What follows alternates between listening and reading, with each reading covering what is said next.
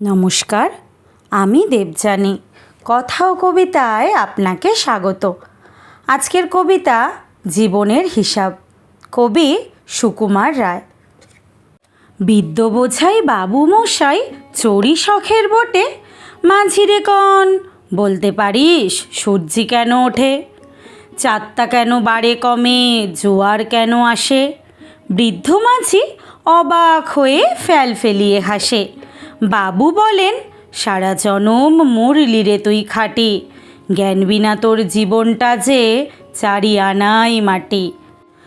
খানিক বাদে কহেন বাবু, বল তো দেখি ভেবে, নদীর ধারা কেমনে আসে পাহাড় হতে নেবে?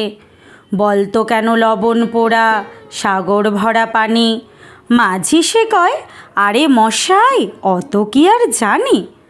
বাবু বলেন, এই বয়সেও জানিস নেও তা কি?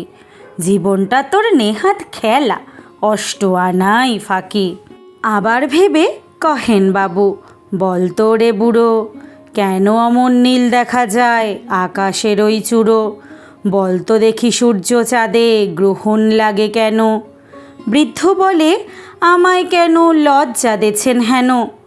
বাবু বলেন, বলবো কি আর, বলবো তোরে কিতা, দেখছি এখন জীবনটা তোর 12 আনাই বৃথা।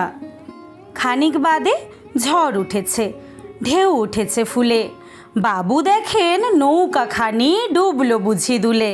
মাঝিরে কন, এ কি আপদ ওরেও ভাই মাঝি, ডুবলো নাকি নৌকা এবার, মরবো নাকি আজি?